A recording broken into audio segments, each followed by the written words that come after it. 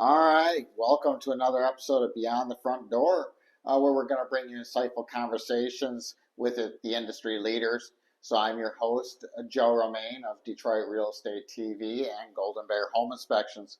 And today we have a special guest who's mastered the real estate game. So please join me in welcoming Becky Post. So Becky, thank you for being on the show. And before we dive into the world of real estate, could you share a bit about your journey and how you got started in the industry? So I actually have been around the industry my entire life. My dad is a broker owner and has been a real estate agent, so we always talked about real estate around the dinner table. And I started off, cleaning toilets and answering phones and doing all that kind of stuff. But 9 years ago, I actually left corporate America and decided to become a full-time real estate agent. So I've been doing that full-time now for 9 years. All right. And then many of our listeners are aspiring real estate professionals. So can you give us some insights into your background, such as how you built your career and what key decisions led to your success? We're very much focused on our team about treating people like family. So we want to be an advisor to people, and we want to be helpful to them and make sure that they're feeling like they're actually making the decisions and that they're well educated. So we educate them, and we're a team. And so that has done really well for us, and we have a lot of repeat and referral business. We do around 100 transactions a year, and about 80% of that is repeat and referral business from our past clients. Oh, that's fantastic, actually. Yep. So then, obviously, and then everybody's hearing the news of this and that about the real estate market. It's constantly evolving. So could you share your perspective on the current trends and what aspiring agents should keep an eye on?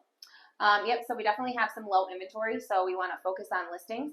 Our team is looking at our buyers that we currently have and focusing on the areas that they want to be in. We're sending letters out to those areas and trying to find them homes specifically for them, instead of just waiting for things to come on the market. When the market was down, building stopped, and so we're actually behind on where we should be for housing in the industry. And so that is why we are seeing such low inventory in all these areas. All right. And then the real estate market is constantly evolving.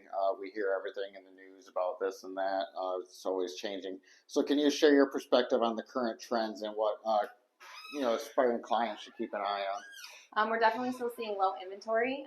During the downturn of the market, building had stopped. And so we are seeing that, you're seeing building going on everywhere right now, but they're just trying to get that catch up. With that being said, we're having very low inventory. It's going to be tight. Interest rates have come down a little bit. So we have a lot of buyers back in the market, and we are expecting to see multiple offers again this spring, with people offering over asking.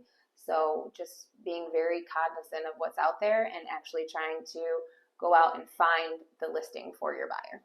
And that's, even as a home inspector, that's what we're preparing for, is to make sure we have our tight availability, because we're foreseeing that, tight market. So we need inspections within, 2 days. Mm-hmm. So we're preparing to be ready for that.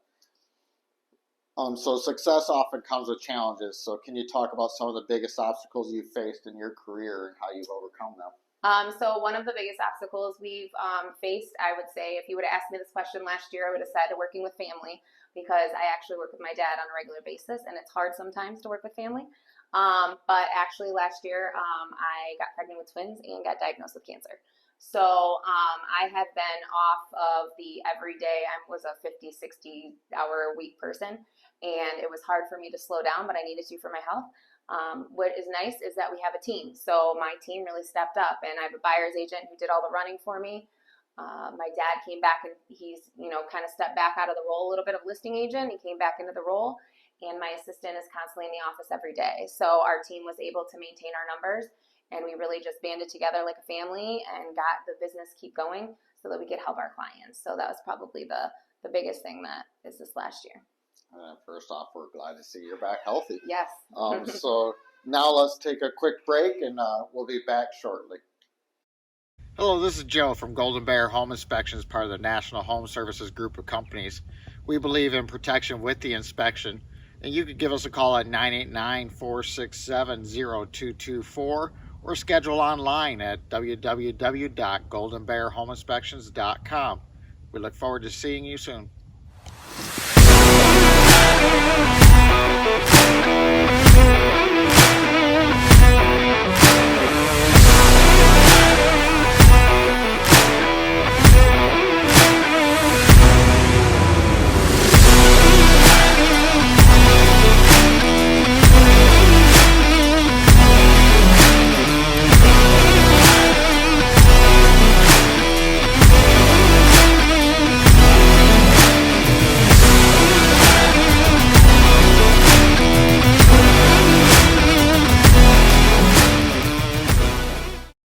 All right, welcome back to Beyond the Front Door. So, Becky, building strong relationships with clients is crucial. So, how do you approach client relationships, and what strategies do you use to ensure client satisfaction? We talk to our clients a lot. So we do client events throughout the year. We do what's called call into wins. So we do different activities for them to call in and win different things from us. We send out newsletters monthly, and we make phone calls to them throughout the year. So we want to make sure that they feel that they can call us for anything. So when I have an assistant in the office, a lot of the time she's get a phone call that says, "Hey, I need a lawyer." And she's like, "But I'm a real estate agent. Why do you need a lawyer?" But we have people to send them to, and they know who to call. So they make sure that they call us, and we get them to someone who's a referral partner of ours. And that way they're calling us all the time, not just when they're buying and selling houses. All right, great stuff. Always good to have connections. Yes. So then, as a top agent, you must have unique insights into the market, and obviously growing up in the industry as well. So what advice do you have for buyers and sellers in the current real estate landscape? For the buyers, I'd say get out there sooner than later. Right now, we're not seeing as many multiple offers. Get your offer in and get it done before the market gets too crazy. That's going to be your best advantage. Otherwise, be prepared to lose a few before you win one. As for sellers, you need to have your house ready and prepared. The buyers are not wanting to buy a fixer-upper. We're seeing the things with multiple offers going, and those are the ones that are a nice clean slate for them, whether that be fresh paint, fresh carpet, just keeping your house spick and span and being ready so that you're ready to get those multiple offers and those people in your home. If they can see themselves living there, they're more likely to write an offer. They're not distracted by your stuff that you have laying around. Yeah, there's been some doozies of homes. So then continuous learning is essential in any profession. So what are some ways you stay informed about industry changes, and do you have any recommendations for professional development? So at Keller Williams, we have a lot of training that we do, and we have weekly meetings. So make sure you check into those weekly meetings. They always have stats on the market and things like that. I'm on the MLS constantly, so I'm seeing how many houses are coming on the market, how many are going off. Did a search for a buyer, and all of St. Clair Shores in the Lakeview School District, there's 10 houses for sale under 200,000. So just knowing those type of little tidbits just keeps you at top of mind, and they know that you're well educated in what you're doing. So just making sure that I'm communicating with my lenders, knowing the different programs that are out there, knowing what kind of where rates are sitting, because that all affects us as well. So just make sure there's really good communication between you, your buyers, your sellers, and your affiliates. Yeah. And then real estate is often seen as a people-centric business. So how do you add a personal touch to your interactions with clients, and how has it positively impacted your business? It definitely goes back to us treating everyone like family. So I am the second generation realtor in my family. My daughter is in the first grade and already said that she wants to show houses when she grows up. So we actually have a lot of people who call us, and it's a call to list because we've been there. We've been there through their marriage, their divorce, their had more kids, they need to upsize, they need to downsize, they need to sell mom and dad's house because they passed away. We're there for all of those family functions and those family changes. And so we just give them the information, and we make them feel comfortable in their decisions. And they're the ones that have been very great to our family and have continued to send business our way as well. So just making sure that we're there for all of our clients through all of the steps of their lives. Yeah. And then, we've already mentioned I am a home inspector, so we have to sneak one home inspection question in there. So we're trying to focus on the home buying process. So what role do you see home inspections playing in a real estate transaction? Then are there specific aspects of a home inspection you consider crucial? I do not let my buyers not have a home inspection. I think you should always have a home inspection. There are very few of them, unless I know they've got buku bucks or planning to rip the thing halfway down. They're having a home inspection because I am not climbing in the attic. I'm not climbing the crawl space. And they need to know what is behind those things, and they need to have a professional go look at them. So I think that those play crucial roles. I don't want a phone call 3, 4, 6 months after they buy a house that says, well, why didn't I know about this? Well, because you waived your home inspection and you didn't have anyone climb in the attic. And so I think it's definitely important for people to continue to do that so you know what you're getting into before you purchase a home. Yeah, and not just standard home inspections, because it's top of mind, we actually just did a radon test yesterday for Lapeer area. Radon was at a 31, which is equivalent of smoking 3 packs of cigarette a day, was what it was in the house. Yep. It's the highest I'd ever seen. So speaking of home inspections, we'll be right back after this brief break featuring Golden Bear Home Inspections. Hello, this is Joe from Golden Bear Home Inspections, part of the National Home Services group of companies. We believe in protection with the inspection, and you can give us a call at 989-467-0224 or schedule online at www.goldenbearhomeinspections.com. We look forward to seeing you soon.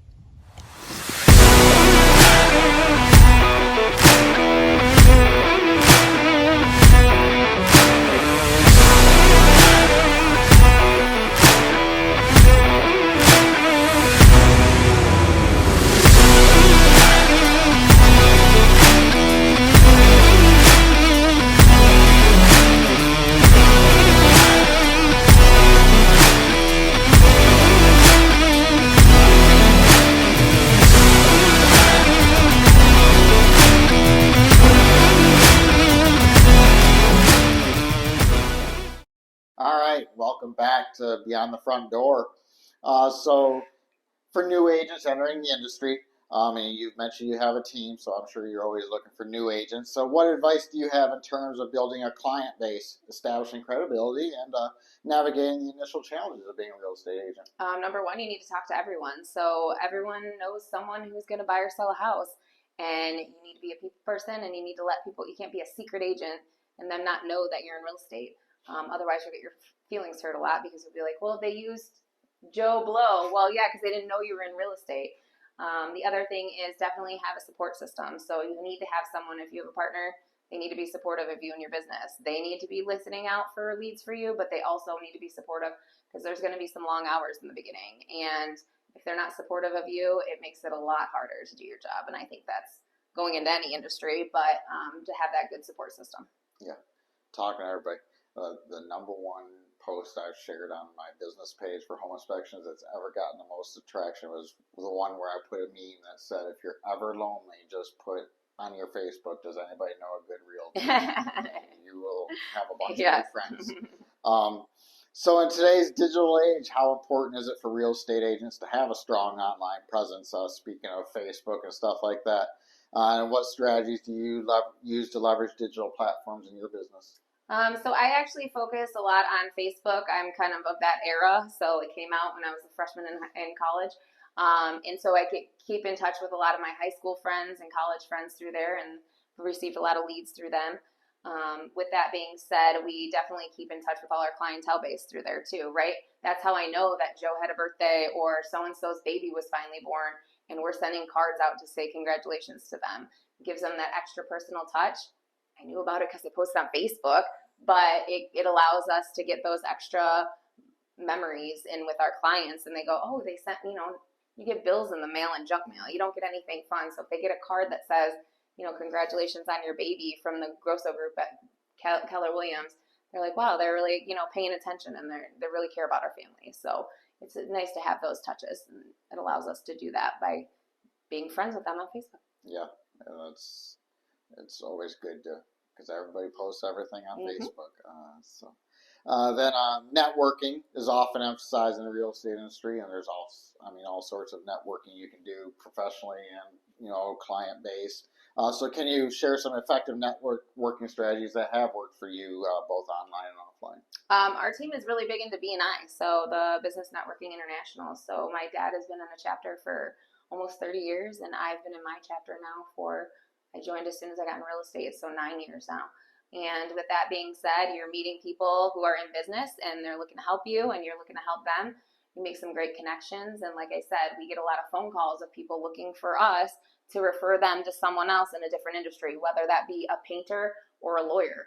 It doesn't matter. We have no people in all industries. And so with that being said, that has allowed us to build our nice base of people we've worked with for years and years. And now it also becomes a connector for our clients as well as helping other people in business. And then we briefly touched on it earlier, the real estate market is up, down, unpredictable. Yep. So how do you adapt to the changes in the market, and what advice do you have for, like a newer agent who's joining your team facing those market uncertainties? You just have to keep on grinding. I mean, in the end of the day, it's putting in the touches and the work.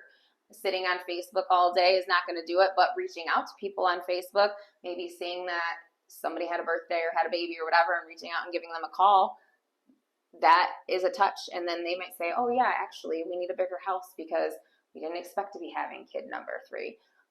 Those types of things. So just having those face-to-face conversations, also keeping in mind the different programs that are out there, right? Programs change all the time. For loan programs, I have a house right now in St. Clair Shores that's for sale. She moved in there with the MISHDA program. I think she brought $3,000 of her own money to the table. And someone can still buy that house for a few bucks at a table using MISHDA again, purchasing it from her, and you can't get into a rental for that amount of money. So just keeping an eye on what's going on in the industry with the loan side as well, so that you can use that to help market your homes. Yeah, because now with things changing, the mortgage companies are definitely changing up their programs to accommodate the new market. Yep. So then, what do we find you doing in your time when you do have time to yourself and you're not working? Mostly I'm just hanging out with my family and my kids. So last year we decided to go for kid number 3, and we got a bonus, so we got kid number 3 and 4 at the same time. And so we have 4 little kids under 6 years old, and so we always are doing something for them. They've got a bigger social calendar than I do, so taking them to birthday parties and taking them to whatever activity they have going on. Yeah, especially then when they hit sports level, it's a whole new world. So again, thank you, Becky, for sharing your expertise today. But before we wrap up, we do want to ask you, have any final words of advice for any prospective buyers or sellers looking to purchase a home and watching you and looking to contact you, or any exciting projects that you're working on that you'd like to share? Well, I think for people who are looking to buy or sell, if you're thinking about it in the near future, give me a call now. I can come over and take a look at your home. I can tell you what projects you should be doing and shouldn't be doing. If there's certain things I'm not going to have you spend money on. You might think it's something important to do, but I may say, hey, that's not going to make a difference in your price. With that being said, also for buyers, you got to make sure your ducks are in a row and your finances are in a good place. So if you're thinking to buy in the near future, give me a call. We'll get you with a lender. We'll see what programs are available for you. It might be advantageous for you to buy sooner than later. We've seen people do that a lot. They think they're going to buy in a year or two, and then they start talking to the lender and go, wait a minute, why am I spending all this money on rent? Let's jump in the market now. So just making sure that you're well educated, and as soon as you have those thoughts pop in your head, just start doing the research, and we can help you with that.